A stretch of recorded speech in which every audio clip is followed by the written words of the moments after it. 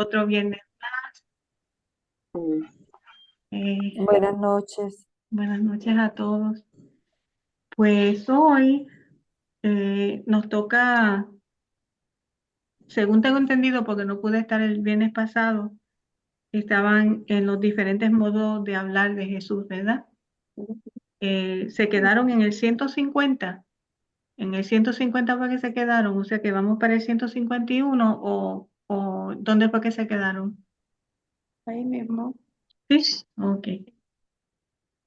Más o menos hicieron como un resumen de los modos de hablar de Jesús o solamente se quedaron en ese 150. Buenas noches, Mirta. Buenas Buenas noches a noches, todos. Alfonso. No sé si le puedas pedir a Ivette que Ujú. habilite la opción de compartir pantalla, por favor. Sí,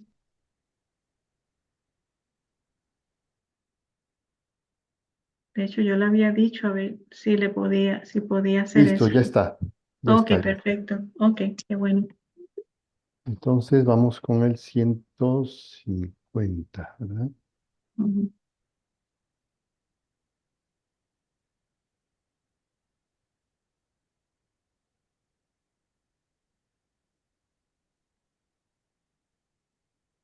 Ok, se ve bien.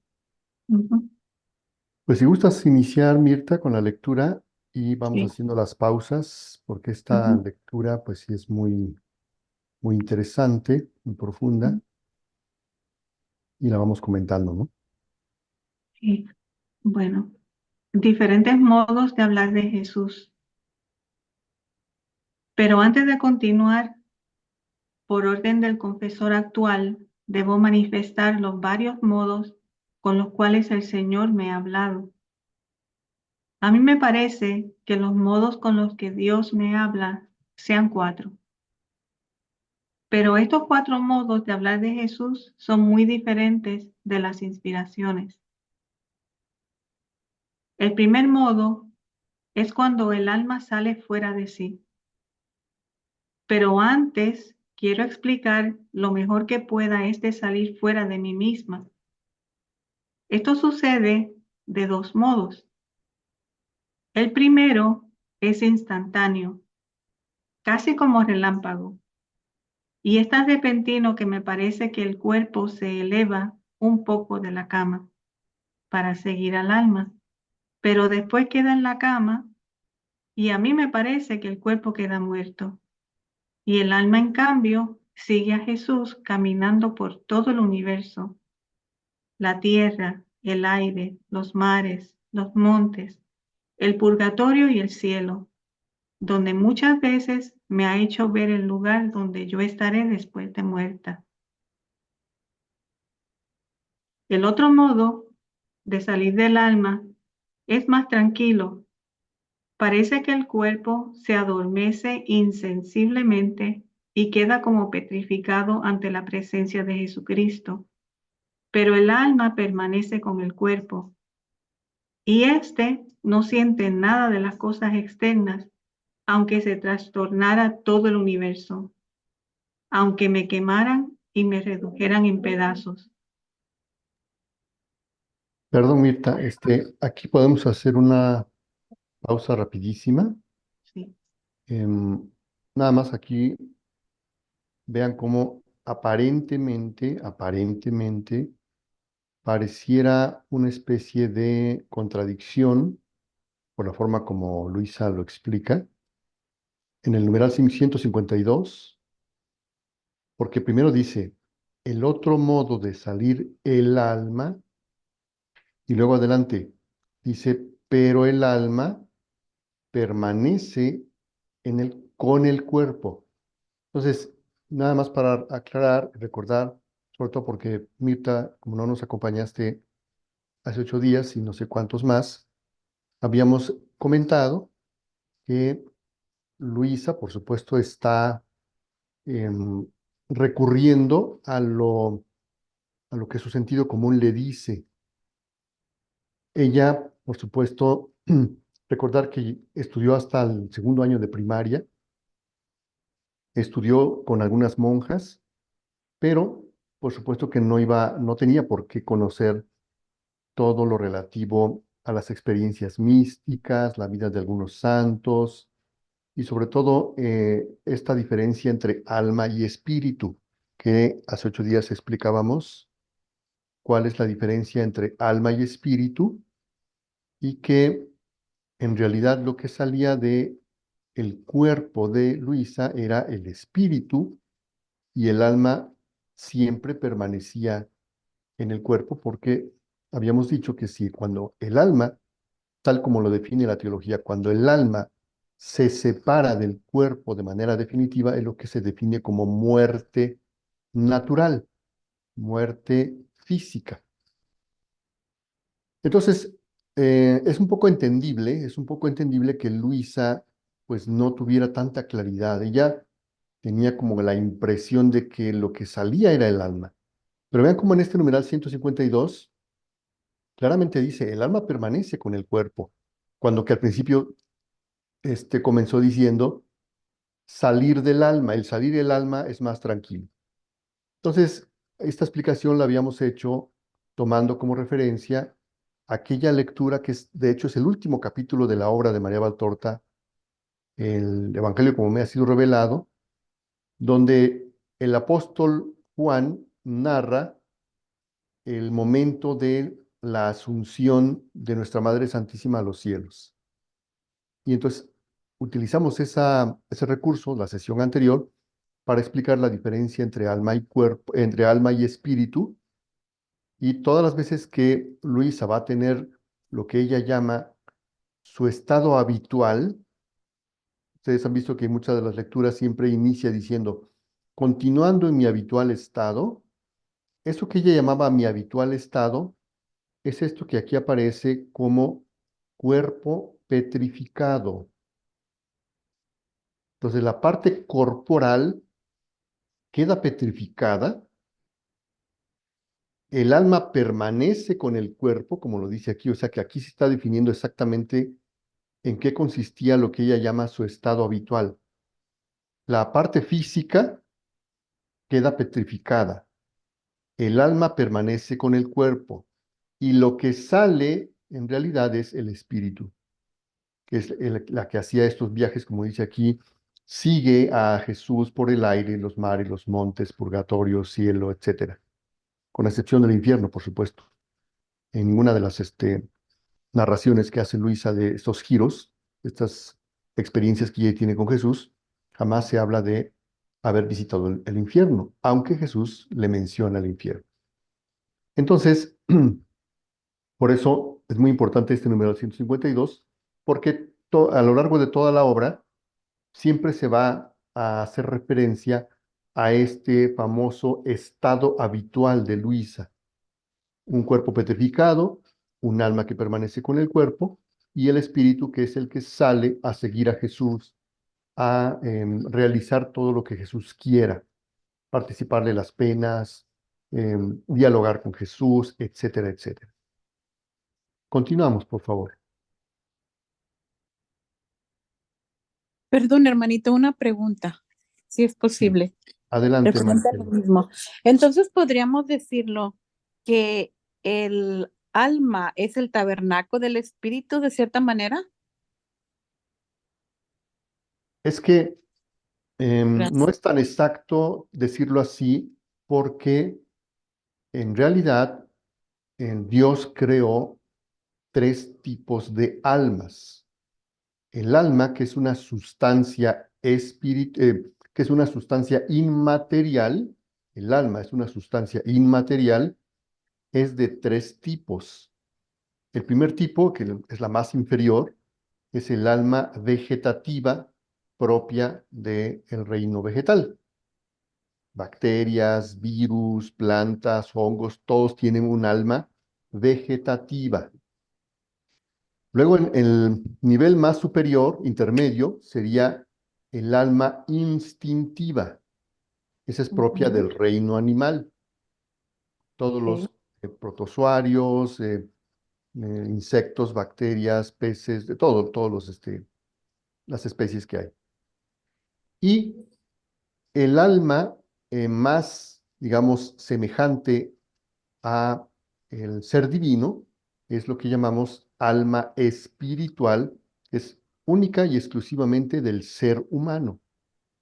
Sí, Entonces, los tres tenemos alma, vegetales, animales y el ser humano, pero el alma del ser humano se le denomina alma espiritual porque es un alma que tiene las facultades para poderse no solamente asemejar al Creador, reflejar al Creador, sino unirse a la divinidad. Y esa ok, unión con la divinidad, ese estado de unión con la divinidad, y ahora que Libro de Cielo sabemos que no es una unión estática, sino es una unión para obrar, se consigue en la parte más noble, más, digamos, excelsa del alma humana, que es el espíritu. Entonces, digamos que podríamos decir que el espíritu formaría, o más que formar, porque no se puede hablar de partes, de elementos, de partículas. El espíritu sería el estado del alma que le permite al ser humano entrar en intimidad con la divinidad. muy Mientras bien. que hay un estado del alma que tiene como función informar al cuerpo en las funciones vitales, respirar, circular, todos los movimientos a nivel ultramicroscópico de nuestras células, todo eso está ordenado, informado por el alma en las funciones básicas, vitales. Pero ya en las funciones más elevadas de carácter sobrenatural, la parte más noble del alma, que se llama espíritu, es la que entra en acción. Y también para agregar un poquito también a eso, Alfonso, el doctor lo explica también de una manera bien sencillita, que es que el alma, por supuesto, es la que comunica al cuerpo. O sea, si el alma no está, el cuerpo, o sea, ya la persona está muerta, se Ujú, va, la persona muere, pero parte del alma, una pequeñísima, ínfima parte del alma, es el espíritu y ese sí es el que sale y se va con Jesús a donde sea, sale del alma. ¿Por qué? Porque es la parte que está directamente, como dice Alfonso, directamente como sujeta, ¿no? Como que alineada con Dios, con el espíritu.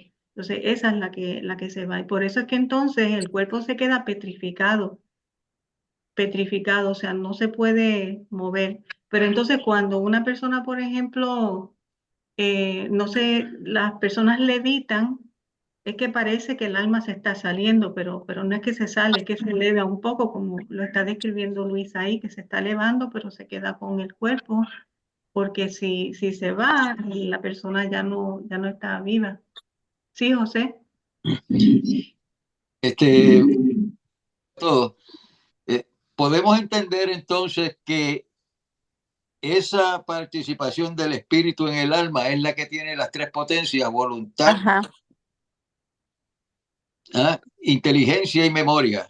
¿Estoy correcto? Yo también así lo creo, pero iba a comentar lo mismo, Marito. No sé. Bueno, recordar nada más una cosa muy importante. Es un poco difícil hablar de esta parte del ser humano, porque recuerden que es una sustancia inmaterial, una Es sustancia abstracto. inmaterial. Y las tres potencias del alma, como las explica Jesús en Libro de Cielo y también la teología, Santo Tomás y muchos otros teólogos, se refieren a ellas como operaciones vitales del espíritu. Jesús, por ejemplo, dice que son reflejo de la Santísima Trinidad. Al decir que son potencias, quiere decir que tienen la capacidad de actuar, actuar por encima de las leyes físicas, por encima, más allá de el espacio, del tiempo, etcétera. El mejor ejemplo lo tenemos con la memoria. Cuando echamos a andar la memoria, ¿qué hacemos? Viajamos en el tiempo, en realidad. Estamos echando mano de una facultad, de un aspecto del alma que nos permite ir al baúl de los recuerdos, traer imágenes, pensamientos, ideas, vivencias montón de cosas. Pero si queremos, por ejemplo, ir al futuro, eso no lo podemos hacer con la memoria. La memoria está limitada solamente al pasado. ¿Cómo puede el hombre proyectar actos hacia el futuro, que es lo que llamamos planear, planificar, programar? Lo hace con las dos potencias distintas a la memoria, que es inteligencia y voluntad. La voluntad le ordena a la inteligencia que razone, que formule planes, escenarios, hipótesis, vaticinios, y la voluntad finalmente es quien, Toma la decisión. ¿cómo decir? Les da vida, les da forma cuando ya se ponen en acción. Con la inteligencia podemos decir, mañana planeo ir al cine, planeo ir a tomar un café con mi esposa, pero poner en acción eso, volver una realidad ese plan, lo hace la voluntad. Entonces, al final de cuentas, Jesús dice en el libro del cielo que la voluntad es la reina, la potencia reina que tiene como súbditos a la inteligencia y a la memoria. La inteligencia y la memoria son como súbditos, como doncellas que sirven a la voluntad, porque la voluntad al final es la que gobierna todo el ser. Entonces, no podríamos decir exactamente que estas tres potencias están por eso quise aclarar que nuestra alma no debemos verla como un órgano, como es decir, el hígado, el páncreas, no, porque entonces caeríamos en ese error de decir, a ver, el espíritu es como la cabeza del alma y el resto, el cuerpecito del alma son otras cosas. No, no hay que verla como materia, como un órgano, sino como una esencia, con la esencia. Por ejemplo, ustedes cuando tienen un perfume en las manos, em, abren la botella de perfume, huelen el aroma y pueden detectar cuál es la esencia, esencia a flores, esencia a frutas, ¿no? Pero eso se percibe por el aroma, ¿sí? Es algo inmaterial, en realidad. Así es como tenemos que entender nuestra alma. Nuestra alma tiene funciones vitales de la vitalidad natural, corporal, y funciones vitales del espíritu. En las funciones vitales del espíritu es cuando al alma le llamamos propiamente espíritu, que es cuando, por ejemplo, tenemos, el mejor ejemplo es la oración. Normalmente nosotros oramos vocalmente, mentalmente, pero en realidad, cuando entramos en ese estado como de Vete para allá. concentración, meditación, reflexión, e incluso llegar a un nivel más alto que sería el de la contemplación, esas son operaciones vitales del espíritu. Por eso es que Jesús, cuando nos dice recen como rezo yo, nos está ya introduciendo a esta forma mucho más superior de oración, que ya no es con las facultades vitales esenciales, como sería la inteligencia, los órganos de los sentidos, que sería leer un breviario, repetir palabras, y nos quiere llevar a ese punto de que con el espíritu entremos en esa comunicación con Dios. Entonces, nada más tener esa precaución. No tratar de ver al alma como un órgano que, digamos, en la parte superior derecha está el espíritu, en la parte inferior izquierda está la voluntad. No, no, no. Es una esencia totalmente espiritual, ¿no? Que informa, que gobierna, que actúa en un plano totalmente espiritual y no podemos ubicar así partes específicas donde decir, aquí a la izquierda se ubica tal cosa y aquí. Nada más tener esa precaución. Y Bueno, para, muchas gracias. Es sí, que y lo que para, pasaba que quería diferenciar la una de la otra, por eso lo puse así, pero la explicación muy amplia y muy profunda que hay que meditar también en eso. Gracias. sí. Y también quería decirles que para que vayan, digamos, como adentrándose más en esta meditación, rumiando esta verdad divina, en Diálogos Divinos, el número 63, pueden mirarlo. ahí el doctor explica que el espíritu es el que está destinado a unirse a la divina voluntad. Entonces, y que el espíritu es parte del alma, lo que hemos dicho aquí. Entonces, en el Diálogo Divino 52, se titula precisamente ese programa Trinidad en el alma, que nos puede ayudar también a comprender más. Entonces, de las mismas palabras de Jesús encontramos en el libro de cielo, en el volumen 1420, las tres potencias del alma, que se titula así: la Santísima Trinidad reflejada en el alma, dolor de Jesús al ver deformadas la voluntad, la inteligencia y la memoria del hombre. No sé si quieran que leamos por lo menos esa partecita para tener bien claramente ya desde hoy que la Santísima Trinidad está reflejada en el alma, para que tengamos una idea bien clara de las mismas palabritas de Jesús. ¿Les parece? ¿Cuál es el numeral, Mirta? Es el 1420. 1420. Perfecto. Entonces, Luisa, bueno, vamos a esperar que Alfonso ponga la... Listo. Aquí está ya. 1420 me dijiste, ¿verdad? Sí, Muy bien.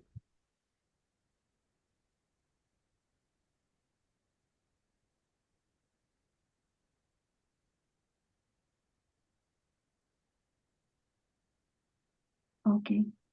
Encontrándome en mi habitual estado, estaba pensando en el dolor que sufrió mi dulce Jesús en el huerto de Getsemaní, cuando se presentaron ante su santidad todas nuestras culpas, y Jesús, todo afligido, en mi interior me ha dicho: hija mía, mi dolor fue grande e incomprensible a la mente creada, especialmente cuando vi la inteligencia humana deformada, mi bella imagen que hice reproducir en ella, no más bella, sino fea, horrible.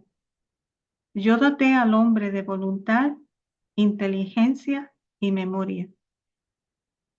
En la primera refulgía mi Padre Celestial, el cual como acto primero comunicaba su potencia, su santidad, su altura, por lo cual elevaba a la voluntad humana, invistiéndola de su misma santidad, potencia y nobleza, dejando todas las corrientes abiertas entre él y la voluntad humana, a fin de que siempre más se enriqueciera de los tesoros de mi divinidad. Entre la voluntad humana y la divina no había tuyo ni mío, sino todo en común, con acuerdo recíproco. Era imagen nuestra, cosa nuestra. Así que ella nos reflejaba, por lo tanto nuestra vida debía ser suya, y por eso constituía como acto primero su voluntad libre, independiente, como era acto primero la voluntad de mi Padre Celestial. Pero esta voluntad, cuánto se ha desfigurado, de libre se ha vuelto esclava de vilísimas pasiones.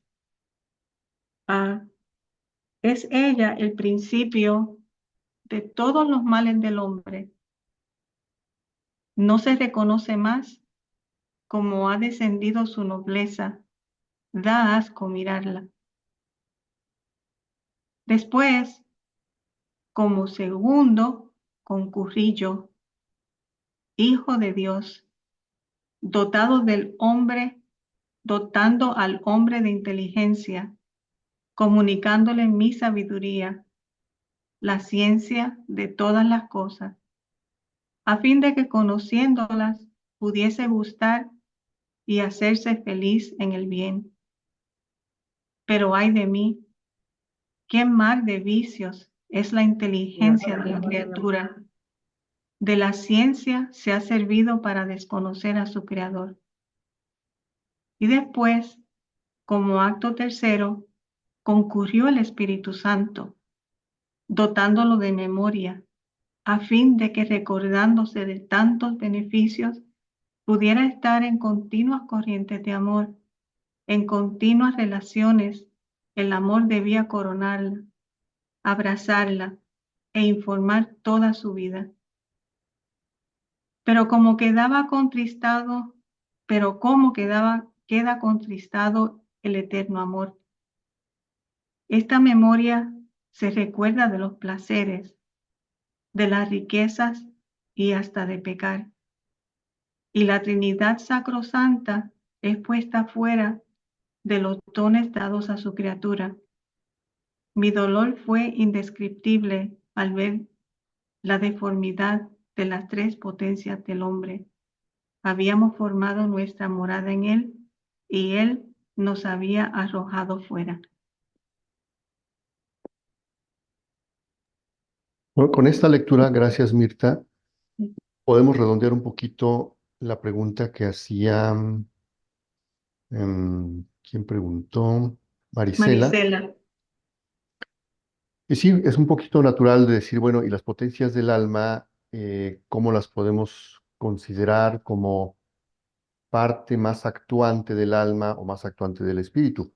Con esta descripción, prácticamente podríamos entender las tres potencias del alma como el puente entre, casi podríamos decir, el pretexto que Dios usa para que cuando la criatura humana se decide a unirse al Creador, a unirse a la divinidad, como ahora el libro de cielo es obrar con la divinidad, a través de las tres potencias que a su vez están comunicándose con Dios, esa comunicación se traslade a la parte corporal.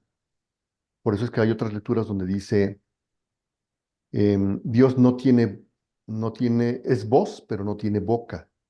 Dios es latido, pero no tiene corazón.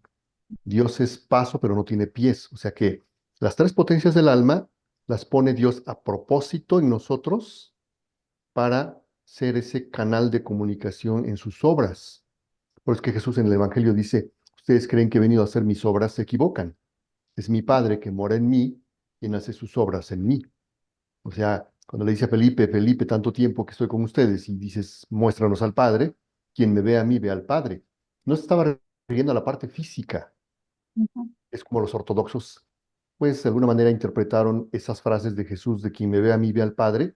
Entonces, toda su iconografía de la Santísima Trinidad la desarrollaron con base en este Dios triforme, o esta Trinidad trimórfica, de la misma figura de un varón de la edad de Jesús a las tres divinas personas. Sino con decir quien me ve a mí, ve al Padre, es quien me ve a mí, ve actuar al Padre. Porque ahora el Padre ya tiene boca, tiene ojos, tiene oídos, tiene manos, tiene pies. Entonces, las tres potencias del alma son una especie de WhatsApp que tenemos integrado, con el que nos comunicamos, recibimos el mensaje y actuamos en consecuencia de ese mensaje. ¿Cuál es el mensaje? El reflejo de la Trinidad en nosotros, para que nosotros le comuniquemos al cuerpo lo que la Trinidad quiere hacer con manos, boca, pies, etc. Entonces, por eso es que no podríamos decir las tres potencias del alma son más identificadas con el alma que con el espíritu. Más bien podríamos verlas como ese canal de comunicación, ese vínculo que hay entre Dios y la criatura. Debería, ¿no? O que debería, porque él dice que le da dolor ver que no se cumple lo que él esperaría de nuestras tres potencias del alma, ¿no?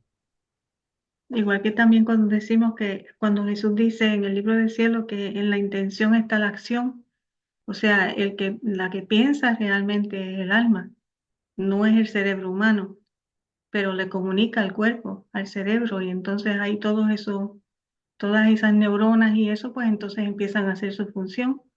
Pero realmente quien piensa, quien habla, quien camina, todo es el alma que comunica al cuerpo, a los sentidos. Ah, Vamos entonces a la 105. Oh, Leonor tiene algo que decir. Sí, gracias. Es con respecto también a la pregunta de Marisela del Sí. alma, porque en María Valtorta mismo Jesús dice que el alma es el altar de Dios. Y en Libro de Cielo, nomás que no encontré la lectura, hay dos, me parece, donde Jesús se refiere que la diferencia entre el alma de nosotros y el alma animal, pues es el razonamiento humano. Entonces, si vemos que el cuerpo no se mueve sin el alma, si el pie no camina, si no está el alma extendida hasta el cuerpo, si se me corta el pie, el pie queda sin movimiento. Entonces, si el alma es altar de Dios, pues todo nuestro cuerpo es altar.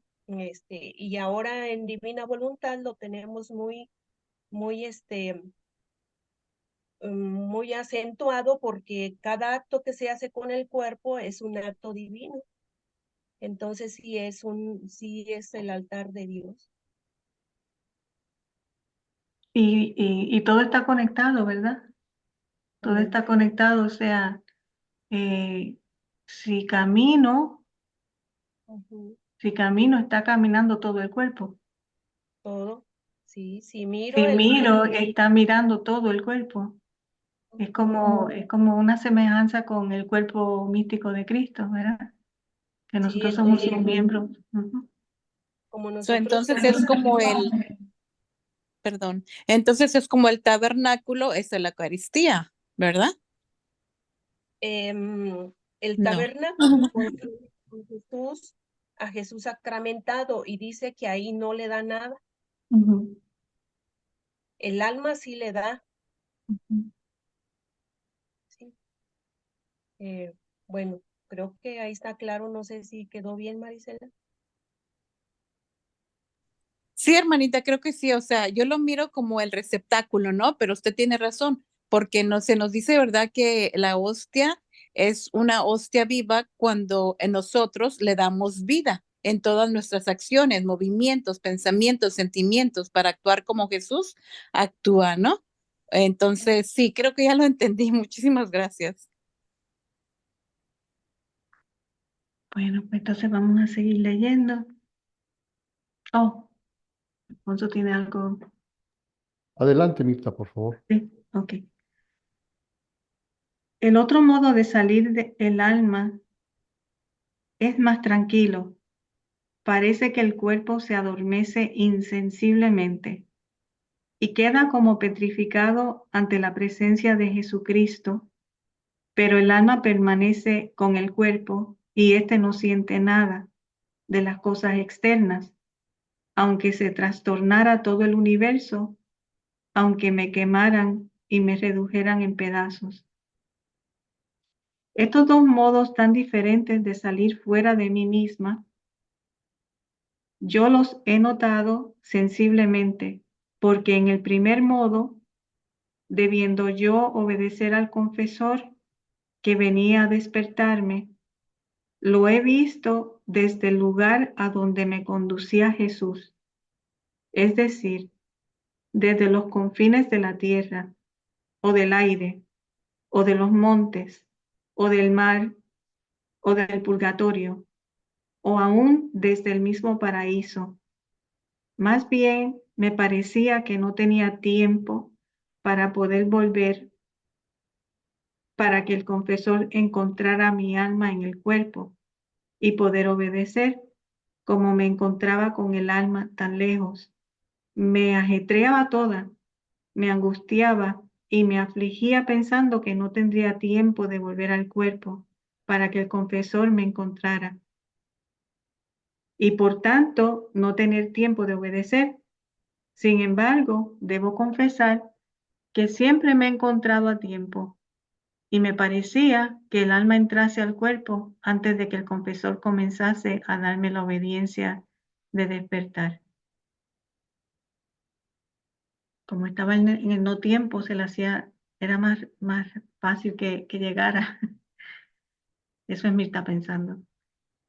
Es más, digo la verdad, muchas veces yo veía de lejos al confesor que venía, pero para no dejar a Jesús, Parecía que no pensara en confesor que venía, y entonces Jesús mismo me apresura a volver con el alma al cuerpo para poder obedecer al confesor. Y entonces yo sentía una gran repugnancia por dejar a Jesús, pero la obediencia vencía. Y dejando a Jesús, él mismo o me besaba o me abrazaba o hacía otra cosa para despedirse de mí. Y yo, dejando a mi amado Jesús, le decía: voy al confesor, pero tú, mi buen Jesús, vuelve pronto en cuanto el confesor se vaya. Estos son los dos modos con los cuales el alma parecía que saliese del cuerpo.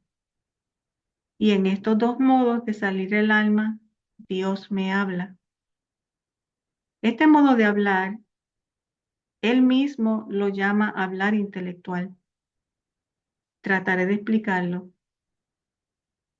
El alma salida del cuerpo y encontrándose delante a Jesús no tiene necesidad de palabras para entender lo que el Señor le quiere decir, ni el alma tiene necesidad de hablar para hacerse entender, sino que todo es por medio del intelecto. Oh, qué bien nos entendemos cuando nos encontramos juntos. De una luz que de Jesús me viene a la inteligencia, siento imprimir en mí todo lo que mi Jesús quiere hacerme entender. Este modo es muy alto y sublime, tanto que la naturaleza difícilmente sabe explicarlo con palabras. Apenas puede decir alguna idea. Este modo en que Jesús se hace entender es rapidísimo. En un simple instante se aprenden muchas cosas, muchas más cosas sublimes que leyendo libros enteros. Oh, qué maestro ingeniosísimo es Jesús, que en un simple instante enseña muchas cosas, mientras que cualquier otro necesitaría años enteros, si es que lo logra, porque el maestro terreno no tiene potencia para poder atraer la voluntad del discípulo, ni de poderle infundir en la mente sin esfuerzos ni fatigas lo que le quiere enseñar. Pero con Jesús no es así. Tanta es su dulzura, la amabilidad de su trato, la suavidad de su hablar, y además es tan bello que el alma apenas lo ve, se siente tan atraída, que a veces es tanta la velocidad con la que corre al lado de Jesús, que casi sin advertirlo, se encuentra transformada en el objeto amado. De modo que el alma no sabe discernir más su ser terreno, tanto queda identificada con el ser divino. ¿Quién puede decir lo que el alma experimenta en este estado? Se necesitaría a Jesús mismo, o bien a un alma separada perfectamente del cuerpo, porque el alma, encontrándose otra vez circundada por los muros de este cuerpo y perdiendo esa luz que antes la tenía abismada, mucho pierde y queda oscurecida, de tal modo que si quisiera decir algo, lo haría burdamente. Para dar una idea, digo que me imagino a un ciego de nacimiento que nunca ha tenido a bien de ver lo que hay en el universo entero, y por pocos minutos tuviese el bien de abrir los ojos a la luz y pudiese ver todo lo que contiene el mundo: el sol, el cielo, el mar, las tantas ciudades, las tantas máquinas, las variedades de las flores y las tantas otras cosas que hay en el mundo. Y después de aquellos pocos minutos de luz, volviera a la ceguera de antes. ¿Podría él decir claramente todo lo que ha visto? Solamente podría hacer un esbozo, decir alguna cosa confusamente. Esto es una semejanza de lo que sucede cuando el alma se encuentra separada y después en el cuerpo. No sé si digo desatinos. Así como aquel pobre ciego le quedaría la pena de la pérdida de la vista, así el alma vive gimiendo y casi en un estado violento, porque el alma se siente violentada siempre hacia el sumo bien. Es tanta la atracción que Jesús deja en el alma de sí, que el alma quisiera estar siempre abstraída en su Dios. Pero esto no puede ser, y por eso se vive como si se viviese en el purgatorio. Agrego que el alma no tiene nada de lo suyo en este estado. Todo es operación que hace el Señor. Bueno, aquí yo creo que vale la pena hacer otra pausa, porque si vemos, está hablando prácticamente de la ciencia infusa, que es uno de los dones preternaturales que le fueron concedidos a la primer pareja, que ya sabemos nuestros padres Adán y Eva. Poseían dones que son exclusivos de ciertos seres. A propósito, hace rato que veíamos los conceptos del alma, dejamos fuera un elemento que lo vamos a plantear como pregunta a ver si alguien lo recuerda. La pregunta es, ¿los ángeles tienen alma?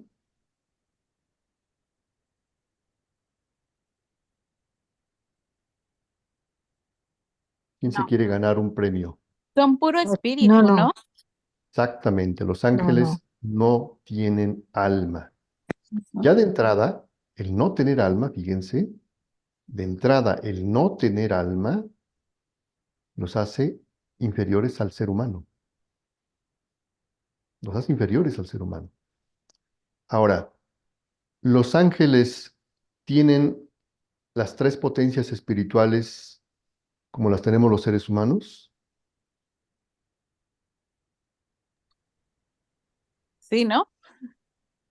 Ellos tienen voluntad angélica, libre, con libre albedrío.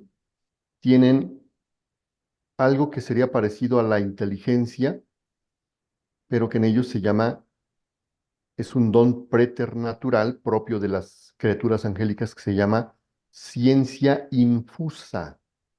Ciencia infusa. Por lo tanto, entre ellos y con la divinidad, se comunican con esta forma que acaba de leernos Mirta, que le llama bueno, Jesús mismo le llama hablar intelectual. El hablar intelectual se realiza solamente entre espíritus. Entonces vean cómo Luisa podía, podía desarrollar una facultad que es propia de los espíritus puros, como es el caso de los ángeles. Recordar que también entre demonios se pueden comunicar así. Ellos también son espíritus puros, no han perdido su naturaleza. Y entre ellos, en los demonios, en el infierno, también tienen jerarquías. Hay una lectura en Valtorta donde Jesús habla de un espíritu completo, dice, cuando tiene mucha dificultad para realizar un exorcismo y al final lo logra, los apóstoles le preguntan, Maestro, ¿por qué te costó tanto trabajo expulsar a este demonio? Y le dice él, porque se trataba de un espíritu completo, o sea, Lucifer, el príncipe negro. Si le llama príncipe, pero negro, obviamente, quiere decir que en las jerarquías angélicas, este ángel pertenecía al coro de los principados. Era un príncipe, pero con su caída, con su rebelión, se convirtió en el príncipe negro.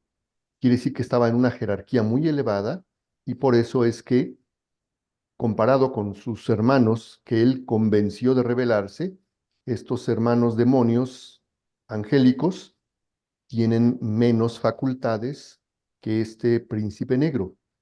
Entonces también hay jerarquías, por eso es que entre ellos, y Jesús lo expone muy bien cuando a Jesús le dicen que estaba endemoniado, que era el príncipe, que era el rey de los demonios y que por eso hacía milagros, por eso hacía exorcismos, los fariseos lo empezaban a acusar diciéndole, es que los demonios le obedecen porque él es el que los gobierna, etcétera. O sea, en pocas palabras lo acusaban de endemoniado. Entonces Jesús les da una lección, les dice, si un reino estuviera dividido, dejaría de ser reino. Entonces, si el reino de las tinieblas, o sea, Satanás, se dividiera, dejaría de ser lo que es. Lo que da a entender entonces que sí hay alguien a quien le obedecen los demonios en ese reino de tinieblas, que son estos espíritus puros, pero de mayor jerarquía, que tienen más facultades, más dones preternaturales, que no los perdieron. Pero acuérdense que Dios no se arrepiente de nada. Dios no cambia, entonces no les quitó nada de esas facultades. Entonces, regresando al punto, este hablar intelectual es propio de los espíritus, y el ser humano puede participar. Vean que Luisa lo está haciendo. El Señor le hablaba con esa luz, dice que era con una luz, y con esa luz entendía todo. O sea, ahí está la comunicación exclusivamente entre la parte espiritual. Dios, espíritu purísimo, y Luisa con su parte espiritual, y los ángeles también participan de ese don preternatural de la ciencia infusa. Pero esta luz intelectual con la que Dios comunica cosas, como aquí lo dice Luisa, tiene mucha fuerza, una fuerza tan tremenda que en otra lectura va a explicar que eso mismo utilizó con los profetas para comunicar sus designios y todas las, digamos, mensajes que él quería transmitirle al pueblo de Israel. Y en la comunicación de esta forma con los profetas tenía la fuerza de una concepción. Entonces, aquí en este pasaje del libro de Cielo, donde habla de los profetas, va a explicar justamente esa fuerza de su palabra. Déjenme ver. Dice que cuando él quiso comunicar el bien a los profetas, dice, cuando un bien es universal, debe y puede llevar bien a todos. Es necesario que pueblos enteros, y si no en todos, en gran parte sepan el bien que deben recibir. Y con las oraciones, suspiros, deseos y obras, impetren un bien tan grande, de manera que el bien que quieren quede concebido primero en las mentes, en los suspiros, en los deseos, en las obras y hasta en los corazones. Pues vean cómo cuando Dios quiere comunicar algo y que este algo, este mensaje, quiere que tenga un alcance universal, la comunicación encierra un bien. El conocimiento que proviene de Dios encierra un bien, no es un conocimiento abstracto, estéril, teórico, no, encierra el bien que el propio conocimiento quiere transmitir. Pero no basta con eso, sino que ese bien que es transmitido por el conocimiento, que está encerrado en el conocimiento, debe quedar concebido primero en las mentes y luego en los actos, ¿sí? Y hasta en los corazones, como dice aquí. Y después les viene dado en realidad el bien que suspiraban. Cuando un bien que se debe recibir es universal, se requiere la fuerza del pueblo para conseguirlo. En cambio, cuando es individual o local, puede bastar uno para obtener el intento. Así que antes de venir sobre la tierra y quedar concebido en el seno de la soberana del cielo, puedo decir que fui concebido en las mentes de los profetas, que es lo que de alguna manera la tradición y las Sagradas Escrituras denominan como inspiración que recibieron los profetas, o visiones, o incluso experiencias místicas. Pero vean que aquí lo que está explicando es que ese bien encerrado en el conocimiento tiene que tener la categoría de una especie de concepción, tal casi al nivel como cuando él quedó concebido en el seno de la Virgen María. Por eso dice, puedo decir que fui concebido en las mentes de los profetas. Y yo confirmaba y daba valor a esta especie de concepción en ellos. Vean que no es la concepción de María, pero dice especie de concepción en ellos. con mis manifestaciones del cuándo y del cómo debía venir sobre la tierra para redimir al género humano. Y los profetas, fieles ejecutores de mis manifestaciones, hacían de heraldos, manifestando con sus palabras a los pueblos lo que yo había manifestado de mi venida a la tierra. Así es que esto que le está sucediendo a Luisa Picarreta en esta lectura no es un bien local para ella nada más. Por lo tanto, de la misma forma como sucedió con los profetas, que no era un bien nada más para Jeremías, para Isaías, para todos estos, lo mismo sucede con Luisa. El bien de todo lo que le comunicó a través, quedó plasmado en el libro del cielo, tiene que quedar concebido en nuestras mentes, en nuestras obras, en nuestros actos. Por eso es que ayer, no sé si fue ayer o en una sesión anterior, cuando alguien preguntaba acerca de lo de la oración, precisamente tiene que llegar un punto en que nuestros actos sean oración, porque pasar como naturaleza a los conocimientos es lo que aquí explica para el caso de los profetas. Los bienes que contienen los conocimientos del libro del cielo tienen que llevar a cabo un proceso de concepción, empezando por la mente, cuando leemos, entendemos, comprendemos, meditamos, rumiamos, ahí queda concebido el bien en nuestra mente, que es lo que en realidad nos abre el apetito. Después vamos entendiendo más y esa concepción se traslada al ámbito de las obras, palabras, miradas, oraciones, pero entonces ya la oración deja de ser la oración como la hemos conocido y la oración se vuelve acto continuo. Y finalmente dice en los corazones, es decir, transformados en el amor. Por eso es que él a veces dice, a las almas que me aman, que viven en mi voluntad, solo les interesan dos cosas, mi voluntad y el amor. ¿Por qué? Porque él precisamente cuando dice yo tengo que poner parte de lo mío para que el alma llegue a un nivel tan elevado, porque ella por su propia cuenta no podría.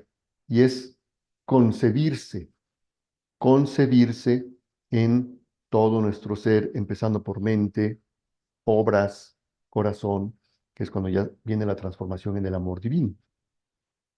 Así es que esto que está aquí leyéndonos Luisa de el hablar intelectual de Jesús tiene unas repercusiones tremendas en nuestra vida, que es a través del libro del cielo. No sé si quieras continuar, Mirta.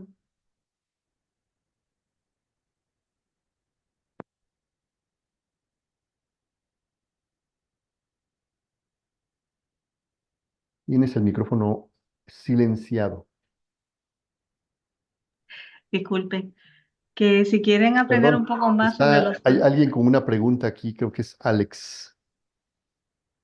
Ah, sí, pero es con respecto un momentito a lo que tú dijiste, rapidito le digo a Alex, que si quieren aprender un poquito más acerca de la jerarquía de los ángeles, el doctor tiene un programa en Diálogo Divino que es el número 224, para que lo vean y es muy interesante.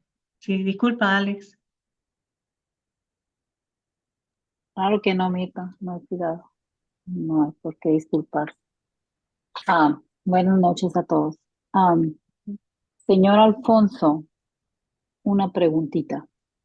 Usted habla cuando el Señor nos comunica, cualquier cosa que nos vaya a comunicar, primero es la mente, luego mente, alma y corazón, ¿no? Por decirlo así.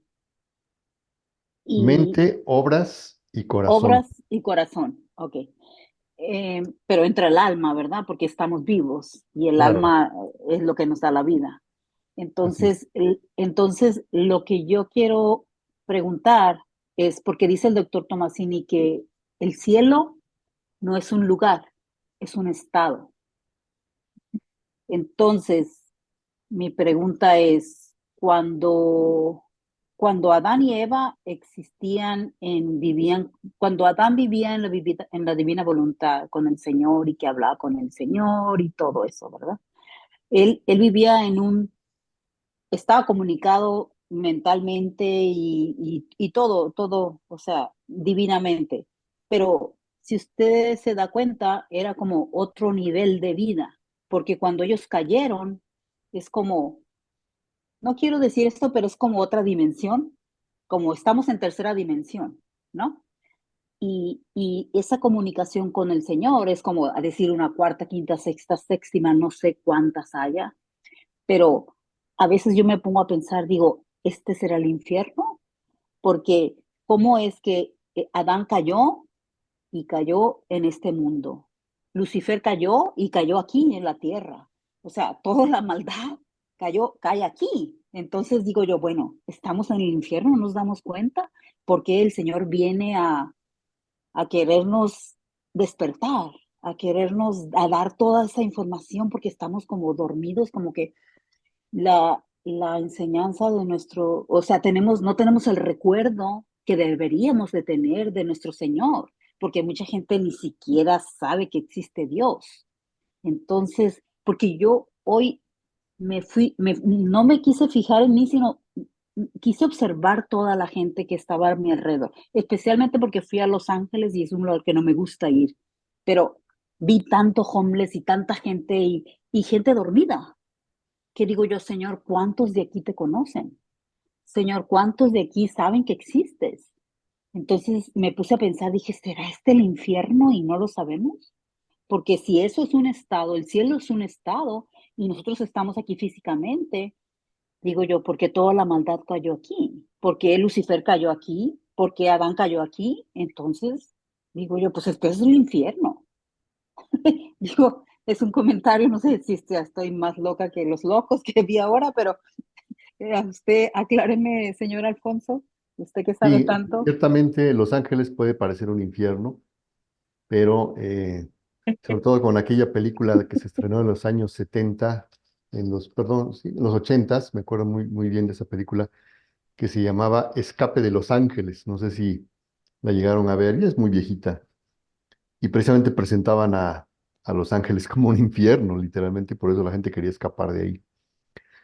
No, definitivamente nuestro mundo físico no es el infierno, porque volvemos al punto, ya se ha mencionado repetidas veces, los tres, infierno, cielo y purgatorio, son estados del alma.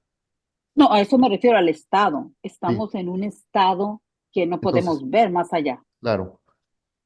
Y Jesús en el mismo libro de cielo dice que eh, la voluntad humana puede convertir al alma en el cielo o puede convertir al alma en el infierno. Que dice, Ujú. puede volverse poniéndose del lado del mal, se transforma en demonio y precipita al alma al abismo, a la criatura la precipita al abismo. Entonces, sí, no, Los Ángeles no es. Hay otros lugares más bellitos que Los Ángeles. Aquí en Ciudad de México podemos encontrar otros lugares peores que Los Ángeles, pero sí, definitivamente, pues, percatarnos de esa realidad tan terrible en la que vivimos, porque, por ejemplo, uno puede ver las escenas de esta franja de Gaza, cómo está siendo azotada por bombardeos y cuántos crímenes, a tal grado que ya incluso acusaron a Israel ante esta Corte Internacional de genocidio, porque en realidad está ocurriendo un genocidio. Y uno diría, ese es el infierno.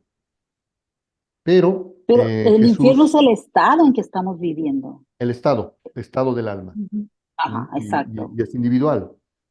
Por exacto. supuesto que cuando se coligan criaturas humanas, sobre todo tratándose de aspectos que involucran a muchas personas, como es el caso de las leyes, las ideologías o los regímenes, ya no podemos hablar que el infierno sea un estado del alma, sino es un estado colectivo de muchas almas, ¿no? Se coligan.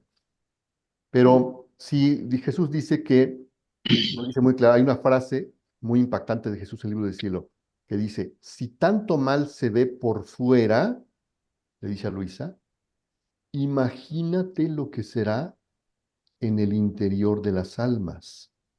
Dice, porque todo lo que el hombre hace, todo lo que el hombre quiere hacer, lo hace primero en la voluntad y después lo saca al exterior. Y dice Jesús, pero lo que sale al exterior es apenas una mínima parte. Todo se queda en el interior. Así es que si te espantó ver los ángeles en esas condiciones, imagínate ver las almas, ya no de los que viven en los ángeles, de toda la humanidad. Sí, ¿Cómo la verá Dios? ¿Cómo verá Dios nuestras almas? Él dice que, pues por eso es que nuestra Madre Santísima en el libro de la Reina del Cielo dice que quedó horrorizada de ver todo lo que hace la voluntad. Y si los demonios le tienen un pavor a la Virgen María, a lo único que le tiene pavor la Virgen María es a la voluntad humana. Precisamente porque ella vio todo lo que es capaz de hacer la voluntad humana, en qué infierno convierte a las almas, entonces quedó aterrorizada de ver ese escenario dantesco, ¿no? y yo no sé si usted lo ha experimentado, pero cuando está uno en divina voluntad, bueno, tratando de vivir en divina voluntad, viene una paz interior muy grande. Cuando este homeless viene directamente a mí y dije yo, Señor, que no se me acerque este hombre porque yo voy a morir. Entonces empecé como a tener como ansiedad. Digo, espérate, Señor, no te vayas porque si me da ansiedad es porque no estás aquí conmigo. Y empecé ya a, como usted dice, mentalmente ya a calmarme y ya empecé otra vez a sentir esa paz. Y dije, Señor, ahí estás tú. ¿Cómo me vas a dar miedo? Si eres tú. Si eres tú mismo el que estás ahí adentro. Y el muchacho se dio vuelta y se regresó. Y yo, gracias, Señor. Así es que no se me acercó. Y yo estaba en el carro, o sea, puse los seguros y lo que quería cambiar a la luz para irme de ahí. Pero, pero sí, la verdad que sí es increíble, increíble Increíble. ver eso. Sí, pero ahí está Jesús muriendo. Exacto, Ahí exacto. está. Jesús Es crucificado, lo que ¿no? vi, es lo que vi, sí. Sí, Exacto. así es. Adelante, José Guillermo. Sí, antes de José, un momentito, José, que tiene que ver con lo que Alex está diciendo. El infierno fue creado en el demonio. O sea, el infierno es la ausencia de todos los bienes de Dios. Quiere decir que no es un lugar, sino un estado del alma, refiriéndome a la pregunta que dice Mercedes, que dice, quisiera preguntar, se dice que el infierno, purgatorio, cielo, es un estado del alma, pero se podría decir que también son lugares o espacios en el no tiempo. Es que todo está dentro de Dios, no Y hay, en el, no hay nada fuera Mirta, de Dios. Sí, y de alguna manera estamos conectados todos porque estamos viviendo en la mismo nivel. Todos vemos lo mismo aquí. sí.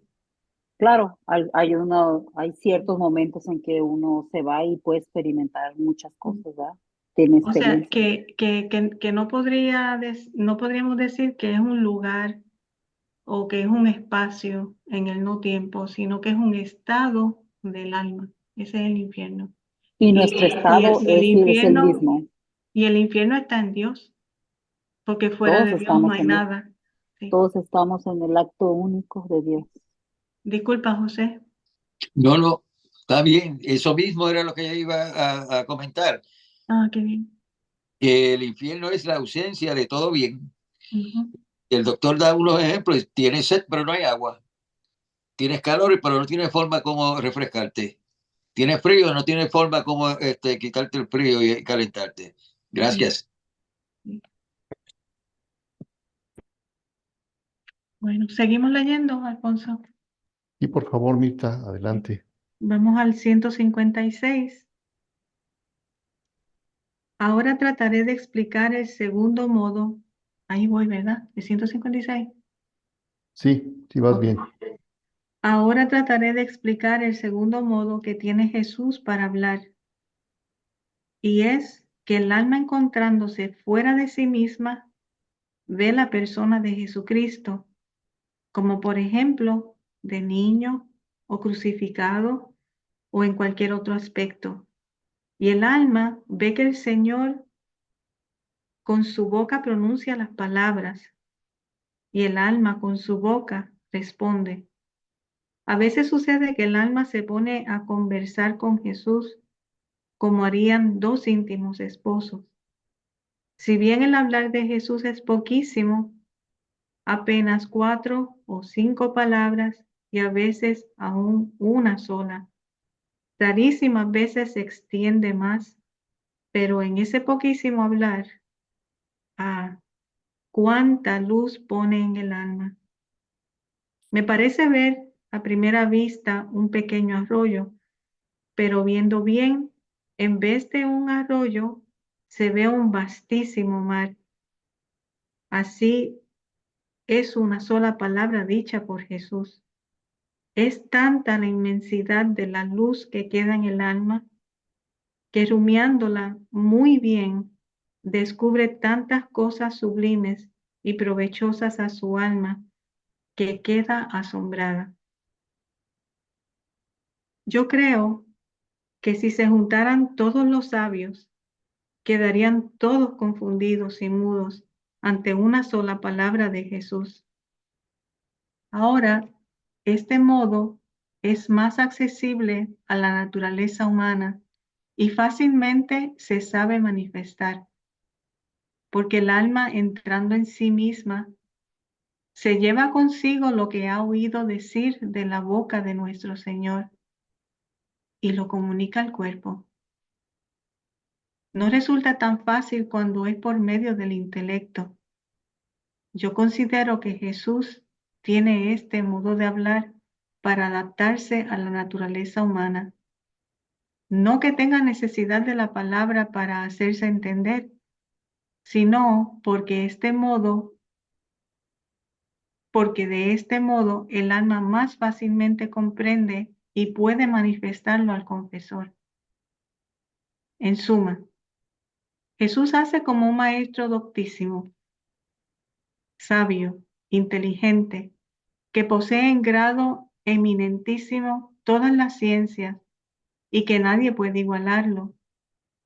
Pero como se encuentra entre discípulos que no han aprendido aún las primeras letras del alfabeto, reteniendo todos los otros conocimientos en sí, enseña a los discípulos solo el ABC, etc. Oh, cómo es bueno Jesús, se adapta a los doctos y les habla de modo altísimo, de modo que para entenderlo deben estudiar muy bien lo que les dice. Se adapta a los ignorantes y se finge también el ignorante y habla en modo bajo, de manera que nadie puede quedar en ayunas de las lecciones de este divino maestro.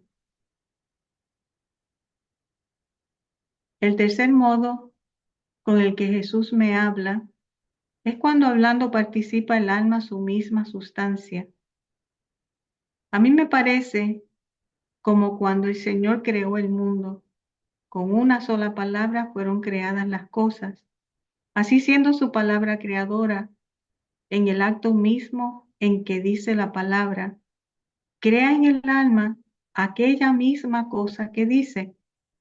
Como por ejemplo, Jesús dice al alma, mira cómo son bellas las cosas, por cuanto tus ojos pueden recorrer la tierra o el cielo, jamás encontrarán belleza similar a mí.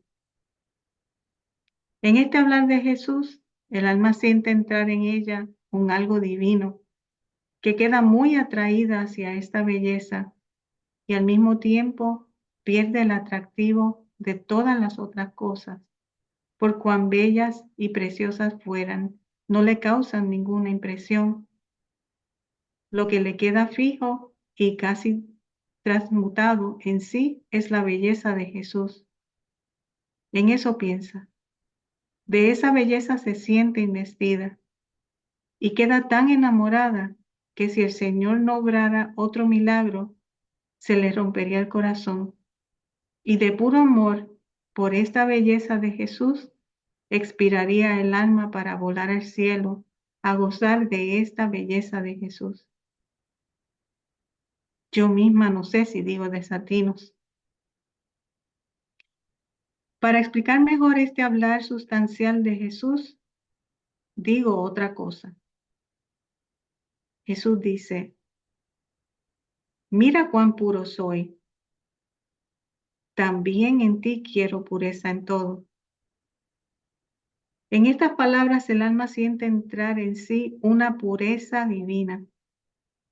Una pureza, esta pureza se transmuta en ella misma y llega a vivir como si no tuviera más cuerpo. Y así de las otras virtudes. Oh, cómo es deseable este hablar de Jesús. Yo daría todo lo que está sobre la tierra si fuera la dueña de todo, con tal de tener una sola de estas palabras de Jesús. El cuarto modo en que Jesús me habla es cuando me encuentro en mí misma, esto es, en el estado natural. Y este hablar es también de dos modos. El primero es cuando encontrándome en mí misma, recogida en el interior del corazón, sin articulación de voz o sonidos al oídos del cuerpo, Jesús internamente habla.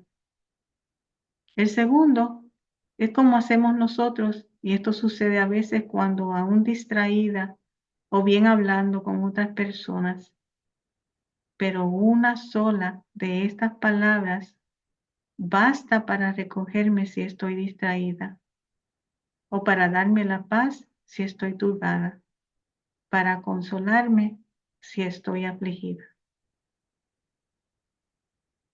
Aquí vale la pena rescatar un parrafito cuando Luisa está hablando acerca de cómo se adapta Jesús a las distintas facultades y capacidades que tienen los seres humanos cuando trata de comunicarse.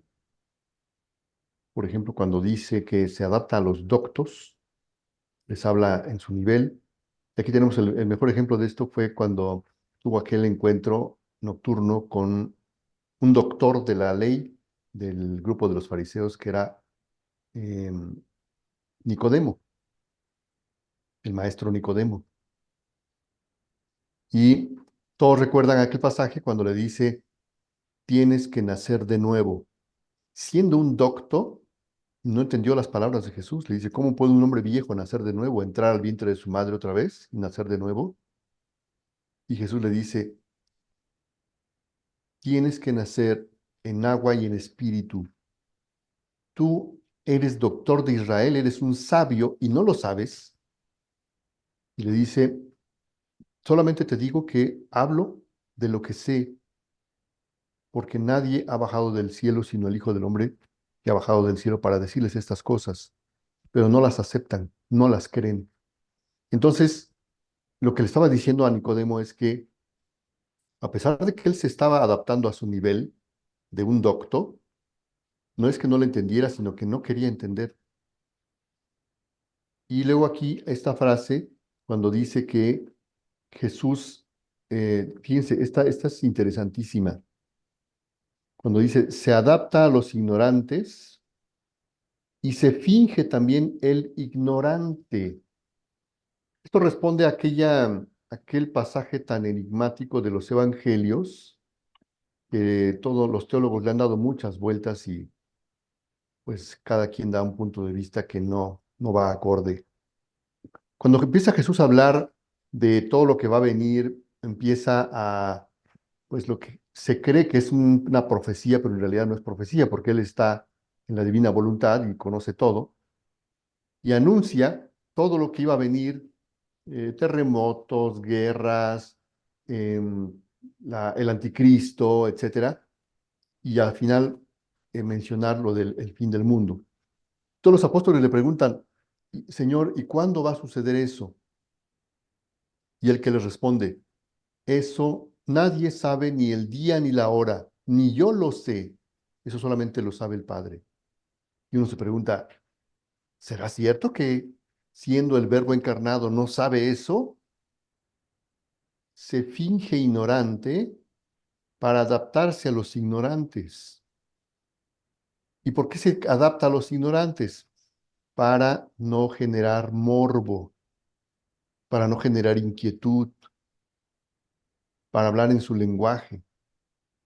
que les dice, eso solamente lo sabe el Padre, ni yo lo sé. Por supuesto que lo sabe, es el Hijo de Dios, pero se finge ignorante para estar al nivel de la gente con la que está hablando. Así es que con todo este recorrido de los modos de hablar de Jesús, tenemos un panorama preciosísimo, sobre todo porque la siguiente inquietud que le podría surgir a cualquier persona que escucha estas formas, como Luisa va explicando estos modos, el hablar intelectual, el hablar sustancial, sobre todo el hablar sustancial, que es lo que se mencionaba hace un momento que ocurrió con el caso de los profetas. En los profetas Jesús tuvo estas dos formas de comunicarse a ellos, que fue por medio del hablar intelectual, sobre todo en el profeta Jeremías, lo vemos que dice que le enviaron una luz, le hicieron que entrara en su boca un fuego ardiente y sobre todo el hablar sustancial, porque se comunica, se transmuta, que es lo que leíamos hace un momento cuando le comunicó a los profetas el mensaje de su venida a la tierra, se concibió en sus mentes, de forma intelectual, por supuesto, el bien que contenía esa comunicación, y ellos al hacer de heraldos, hicieron que esa concepción se generalizara en todo el pueblo. Lo mismo nos está pasando ahora con el libro del cielo. Primero, Jesús se concibe en la mente de Luisa, en todo su ser, en fin, todo lo que ya sabemos que hizo con ella. Y ahora nosotros al ir leyendo el libro del cielo, debería ocurrir el mismo efecto, que ese conocimiento debería pasar a nosotros de forma intelectual y de forma sustancial. Es cuando se hace rumiar los conocimientos, entonces deberíamos transmutarnos en el bien que contiene cada conocimiento. Entonces, la pregunta de, ¿vamos a llegar a experimentar esto? Claro que sí. Tenemos que experimentar al menos estos dos modos. Sí, deberíamos perfectamente experimentarlos y por eso es que Jesús pide, sé atenta, fúndete en mi voluntad, pide todo el tiempo rumiar su palabra, porque de esa forma es como en nosotros tendría que ocurrir esa comunicación de Jesús, la intelectual y la sustancial. Si a alguien Jesús le quiere conceder ese cuarto modo de que lo vea así tal cual y vea que se mueve su boca y habla y etcétera, bueno, eso es decisión de Jesús. Pero al menos estas dos formas de comunicación de Jesús hacia nosotros, perfectamente deberíamos estar continuamente en ello por medio del libro del cielo. Adelante, José. Sí, me crea una situación, ese distinguir de que Jesús se hizo ignorante, se hace ignorante, y en términos del ejemplo que se trajo, ¿verdad? De que, que él no lo sabe, que el único que lo sabe es el Padre.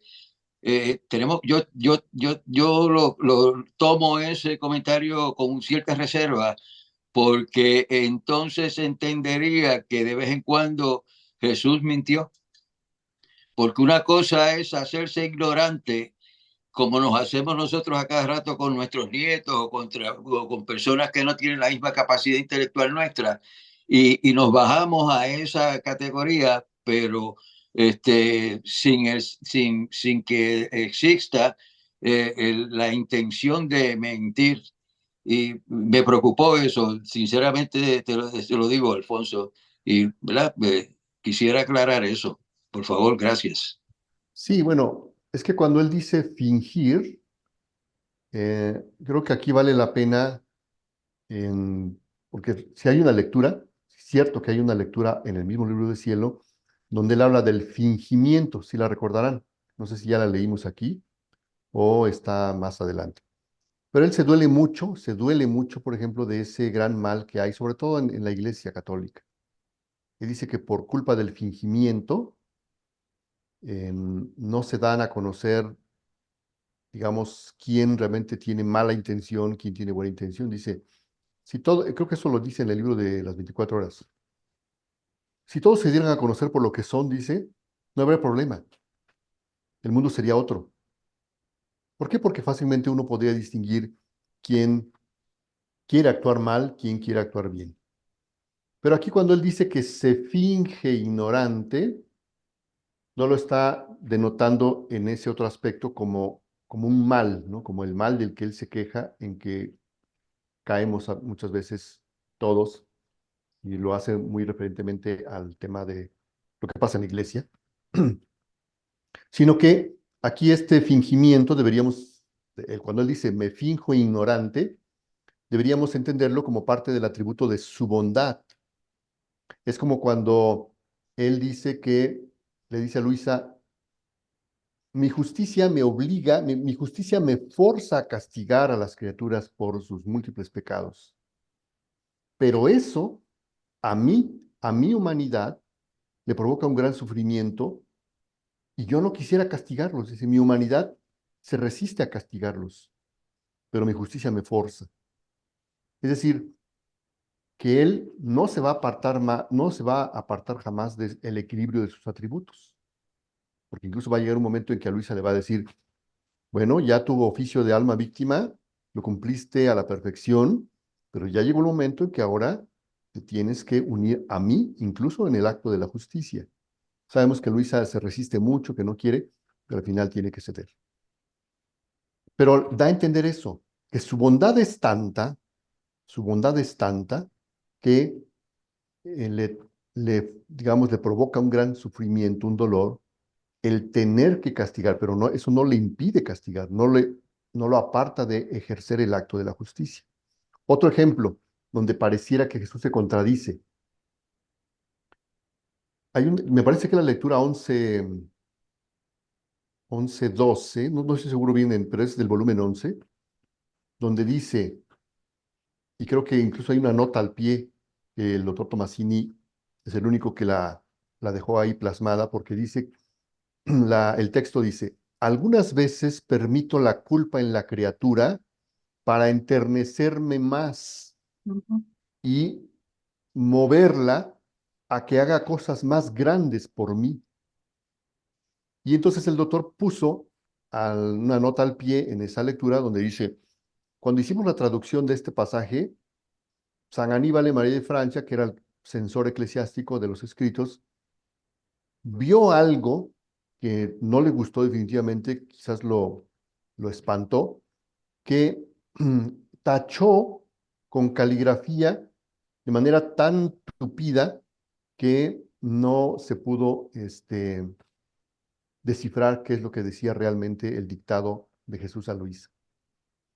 Incluso pone Tomasini la nota ahí, algún día se sabrá qué fue realmente lo que tachó San Aníbal María de Francia. Entonces, claro que San Aníbal le espantó mucho de esa frase de Jesús de algunas veces permito que el alma cometa pecados. Y uno dice, ah, caray, ¿Jesús nos lleva a cometer pecados? Pues así lo dice. Y por eso Tomasini pone la nota al pie para hacer esa aclaración que le trastornó tanto al confesor que definitivamente la tachó. Pues vamos a encontrar muchos de estos pasajes donde Jesús pareciera que se contradice. Pero no hay que olvidar que incluso en la Biblia vamos a encontrar muchos momentos de la Sagrada Escritura en los que vamos a encontrar ese mismo fenómeno de aparentes contradicciones, pero la misma encíclica Verbum Domini y la Dei Verbum sobre todo, nos previenen contra digamos, esta posible cometer error, hablándonos de una cosa que se llama analogía fidei o analogía de la fe, que en la Sagrada Escritura no puede haber contradicción. Entonces, cuando encontramos dos pasajes donde aparentan contradicciones por el principio de la analogía de la fe, se tiene que hacer la correlación y ver que los biblistas así lo hacen y concluyen que no hay contradicción. Un ejemplo, por ejemplo, es el de este pasaje del endemoniado de Gerasa. En el Evangelio de Mateo habla de un endemoniado y en el Evangelio de Marcos habla de 3 o 4 endemoniados de Gerasa. Entonces uno diría, ¿quién tiene la razón? Porque Mateo dice que era uno solo, Marcos dice que eran 3. Pues no hay contradicción porque el mensaje es el mismo.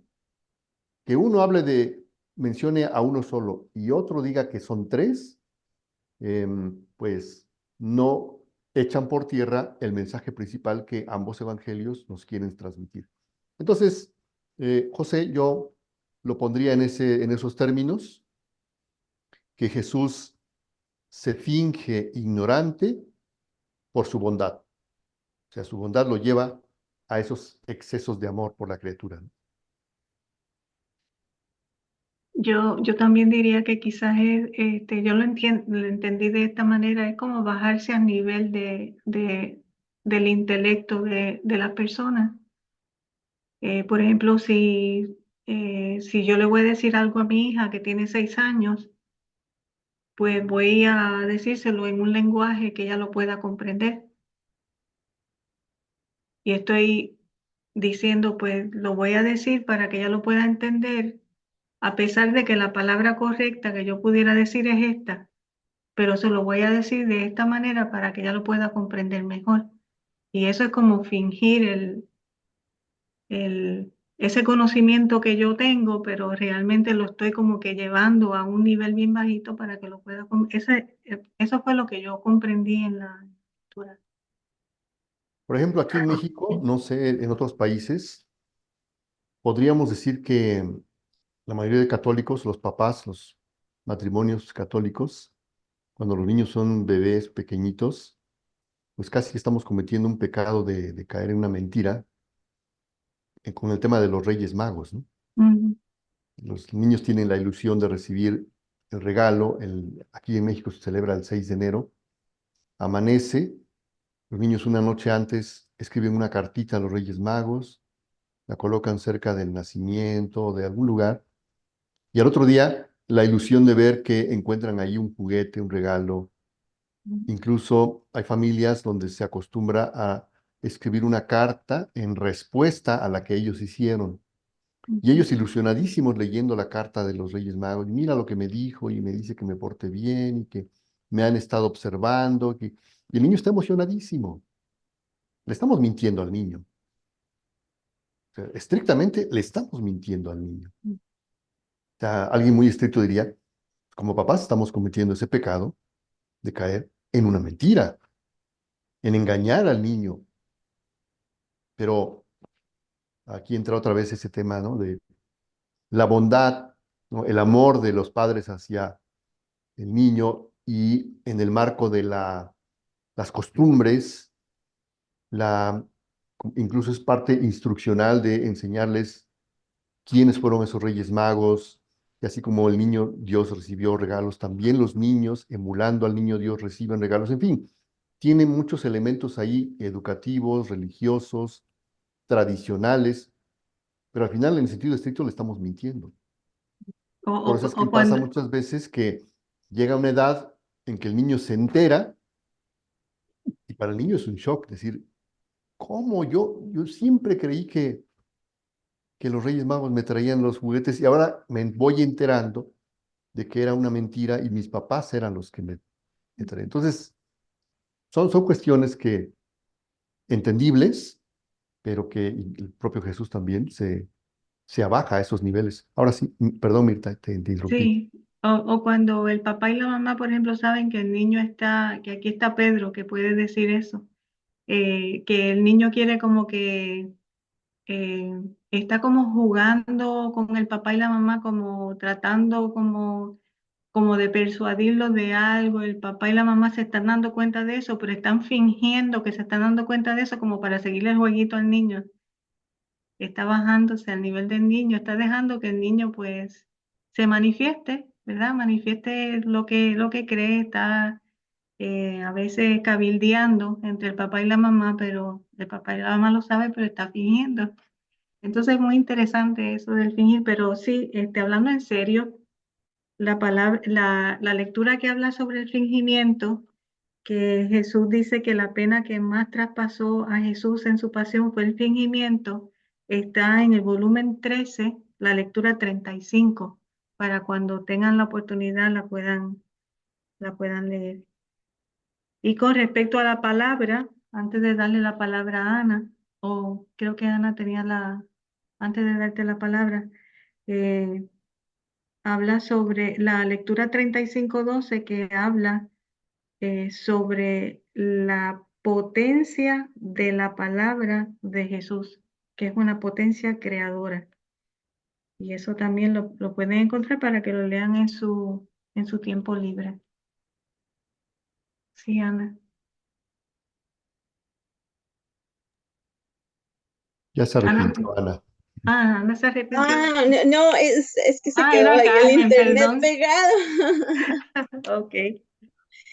Bueno, sí iba a preguntar, pero sí iba a comentar, pero después sí me arrepentí. Pero porque para mí yo cuando lo leí en la parte de fingimiento es, eh, yo cuido a una adulta mayor, pero ella toma mucha pastilla y tiene un cierto problema para recordar y cosas así. Entonces, cuando yo en las cosas cotidianas, yo finjo tal vez no saber, pero le hago preguntas. Yo no le miento, pero le hago preguntas para que ella vaya cayendo en razón o vaya recordando. Entonces, de alguna manera, yo no estoy mintiendo, pues que yo me imagino a Jesús tampoco diciendo una mentira blanca ni nada, mentira, mentira. Pero sí me tengo que bajar, digamos, a la situación de ella actual, pero la voy guiando y le voy preguntando cosas y entonces ella va recordando, ella va diciendo y ella misma va respondiendo. O sea, así es como me imagino yo, como cuando uno le está enseñando al niño algo y lo lleva poco a poco a un pensamiento más elevado, pero uno guiándolo, ¿verdad? Obviamente uno hace las preguntas muy adecuadas para ir obteniendo una respuesta más atinada, ¿verdad? Entonces, con ciertas luces para que vaya diciendo lo que es. Así es como yo me lo imaginé. O sea, así es de sencillo. Sí, así es. Eso era. Gracias, Ana. Bueno. Ok, doña Carmen. Hola, buenas noches. Hola. En referente a la lectura, en el número 158, en esa manera de Jesús comunicarse, de que es tan increíble, de que uno lo ve y se queda como prendado de él o por algo que te dice o por algo, pues tú lo ves y ya todo lo demás quedó aparte, tú te quedaste enfocada en él. Eso se pudiera comparar como cuanto a veces ha habido sacerdotes o ha habido niños santos que a veces han recibido la primera comunión y han muerto, así de pronto. O un sacerdote que se ha recibido de sacerdote, ha sido consagrado y ese día después de recibir la comunión se ha muerto.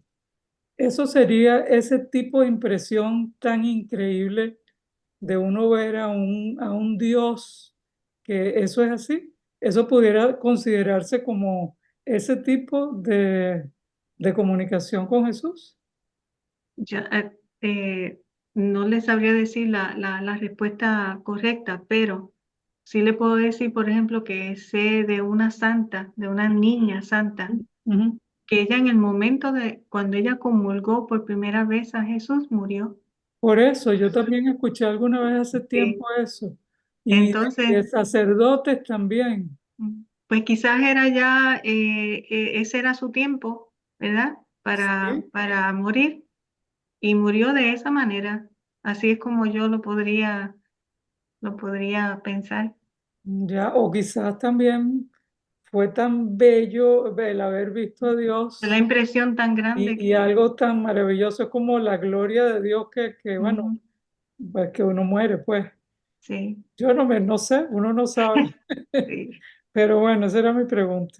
sí. Hay unas preguntitas aquí en el chat de que ya mismito las vamos a contestar, pero vamos con José Guillermo. Gracias.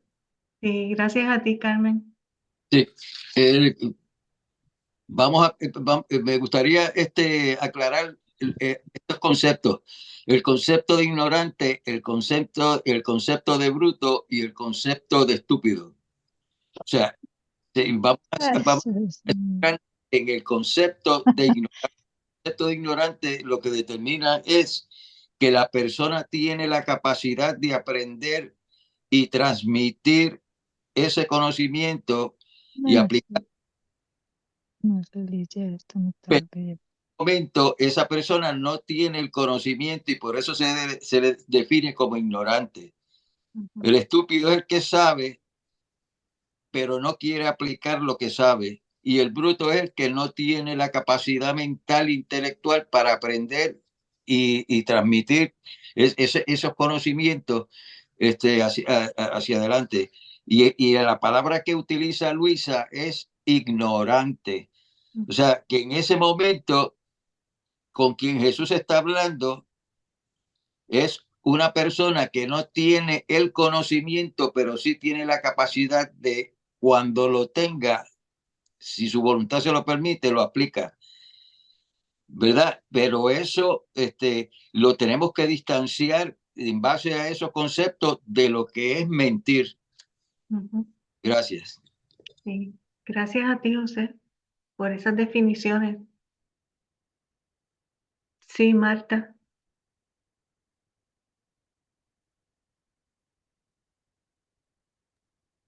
Muchísimas gracias. Estaba pensando yo en precisamente respecto de ese tema de lo que estamos hablando, que Jesús le narra allí, a ver, como recordaba yo en un momento dado, en un trabajo, nos tocaba a nosotros de alguna manera visitar personas, digamos, que son, se está bregando a sacarlos como del vicio, ¿no? Entonces, pero son de estratos demasiado, de los estratos bajos y que uno, que digamos, en esa comunidad pastoral se quería ayudarlos a salir de allí. Entonces siempre decíamos, para nosotros abordarlos, tenemos que ir, bueno, vamos inicialmente, los saludamos como, es decir, nuestro nivel para saludarlos tiene que ser casi que al estilo de ellos. Hola, parcerito, como se dice en Colombia, o no sé en cuál, en donde, que otros países se habla así. Entonces, parcerito, como más o menos el mismo idioma de ellos. ¿Cómo están? Y la manera como digamos, la estrategia que se diseñaba era entrar nosotros con su estrategia, con la de ellos, para poder salirnos con la nuestra. Es decir, nuestra idea era ir a evangelizarlos, pero asimismo a tratar de llevarlos a que ellos encontraran una manera de poder salir del vicio, de poder introducirlos en unos talleres de aprendizaje, ese tipo de cosas. Pero como inicialmente entendíamos que ellos iban a ser como iban a ser como reacios a ese cambio, entonces decíamos, no, la estrategia nuestra es: vámonos a entrar con la de ellos, pero no salimos con la nuestra. Y al final, en muchas ocasiones eso se logró.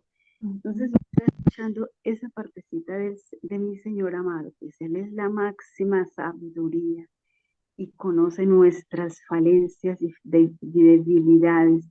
En el caso, pues, que nos ocupa de Luisita, cuando ella también es que uno se identifica tantísimo con la manera como ella se expresa y yo me la imagino como una niña, es decir, algo tan hermoso como se expresa y como ella también lo dice.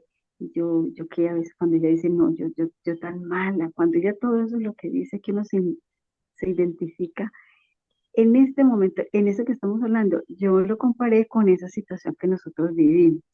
No sé si tal vez me hice entender o tal vez me enredé, no, No, no. está diciéndolo muy bien porque ese es el perfecto método didáctico de Jesús, el bajarse a nivel de nosotros para, como dice la misma lectura, para enseñarnos el ABC. Entonces, para obtener lo que Él quiere obtener, que es que lo comprendamos y que vayamos avanzando, ¿verdad? En esto de las verdades divinas. Por eso es que las verdades divinas van en forma de espiral. Empieza un poquito, dice un poquito, pero después en la próxima dice un poquito más y luego un poquito más y hasta que se hace bien grande. Ese es el método didáctico de Jesús. Sí, María Eugenia. Oh, María era la que estaba hablando, ¿verdad?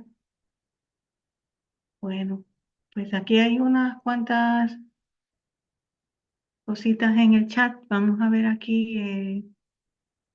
Leonor dice que la lectura 862 nos aclara lo del tabernáculo. Por lo que dice al final, Marisela, sí tienes razón. Disculpa, Marisela. Así es que Marisela dijo que ¿qué fue lo que Marisela dijo? Que el tabernáculo era, no me acuerdo, Leonor, si puede Que el explicar. Ah, el alma es el tabernáculo del espíritu. ok, Sí. correcto.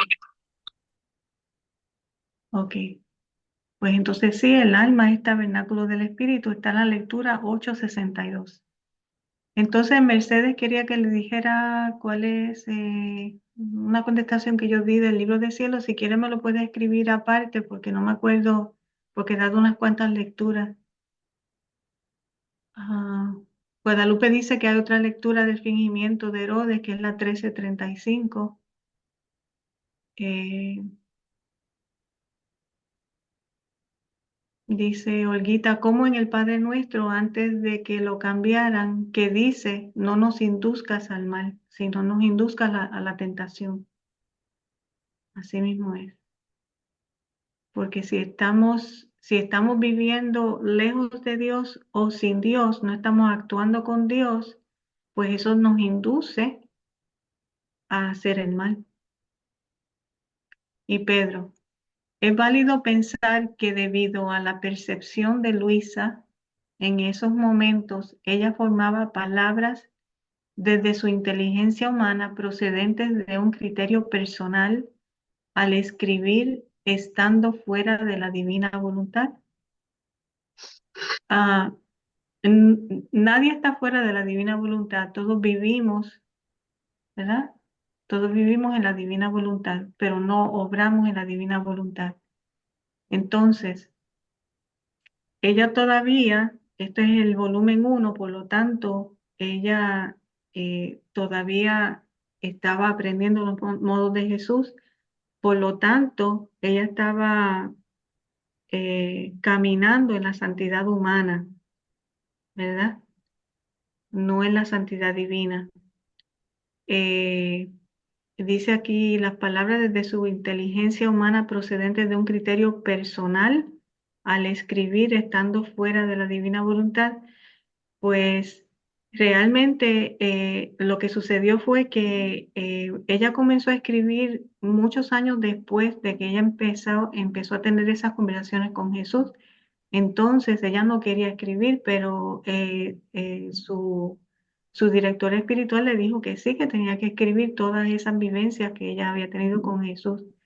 Y ella las fue escribiendo según ella se iba acordando. O sea, sí, era según ella se iba acordando. Mirta, yo, por ejemplo, al final del 158, por eso lo saqué, porque al final del 158, por ejemplo, dice, yo misma no sé si digo desatinos. Ajá. O sea, como pequeñas cositas como esas, da a entender que es de ella, ¿no? En su inteligencia humana, ¿no? Que proceden estas formulaciones de pensamiento, Sí. Y ¿no? principalmente porque también eso era eh, cosas que ella escribía de lo que se acordaba. Sí, en el Entonces, como volumen. era, exacto, como era cosa que se acordaba, pues por eso ella dice, no será que yo estoy diciendo desatino, pero de todas maneras, en obediencia, pues ella escribió lo que se acordaba. Sí. ¿Sí? No sé, por eso no sé qué tan relacionado si esté con lo del fingimiento, ¿no? Que se está relacionando ya en otras lecturas, ¿no? No sé si esté tan muy estrechamente relacionado. Yo, Pregunta de nuevo eso, lo de fingimiento. que por eso yo digo que al mencionar ella la palabra y se finge también el ignorante, Por eso no sé si haya una verdadera relación entre su finge como el fingimiento del que se habla en las otras lecturas. Ujú. No sé, pero a mí me parece que sí. O sea que Jesús realmente, pues, imagínate, ella lo que tenía era un segundo grado de primaria. No sabía casi ni leer ni escribir. No tenía mucho entendimiento, mucho conocimiento. Pues él le iba enseñando, ¿verdad? Poco a poco. Y sí, eso podríamos decir que es como fingir el Todopoderoso sabiéndolo todo, fingiendo que, que no sabe casi nada y enseñándole a ella poquito a poco. Déjame ver cuál otra más. Yo creo que esa es Delia. Yo creo que a lo que el hermano José se refiere es que tengamos cuidado con decir que Jesús fingió no saber la fecha de cuándo sería el fin, porque se entiende o se puede entender que Jesús mintió, lo cual no puede ser. Tal vez nosotros lo estamos entendiendo aquí por las lecturas, pero sí tener cuidado de comunicarlo a los demás.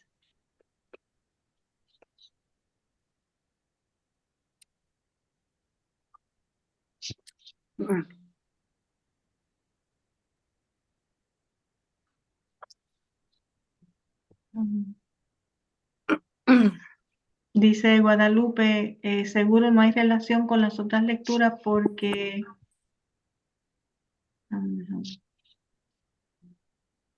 lo que hace es bajarse a nivel del otro. No tiene significado de fingir, sino el significado de bajar su lenguaje. Sí, también ya todos hemos acordado que se debe, te estás refiriendo a eso. Espero que José Guillermo también esté en la misma línea de pensamiento, ¿verdad? Después de haber aclarado todo, José. Sí, hay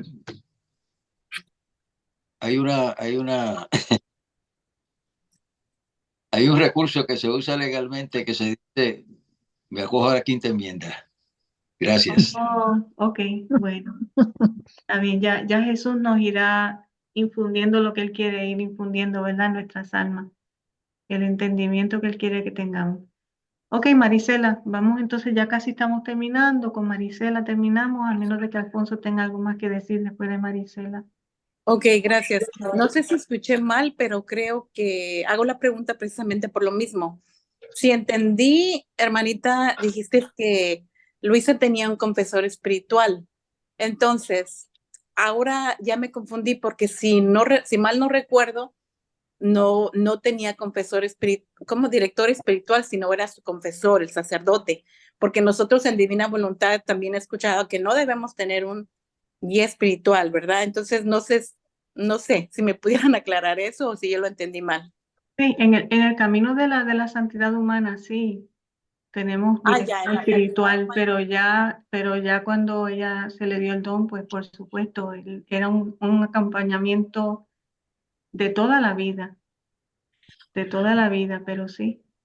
Ok, entonces qué bueno que hago la pregunta, porque en santidad humana eso es así, pero ya en divina Claro, voluntad no. Porque a claro. mí me han dicho, ¿por qué no te agarras un guía espiritual? Un guía espiritual decía, pues es que no encuentro quién, así la verdad. Entonces, ahora ya viviéndole o tratando más bien de vivir en este caminar, por eso la pregunta. Gracias.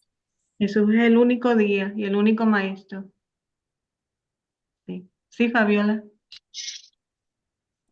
Sí, como decía Mirta, en santidad humana sí requerimos guía espiritual, pero también nuestro Señor quería un sacerdote cerca a Luisa para que salieran todos estos escritos de la Iglesia Católica, ¿no?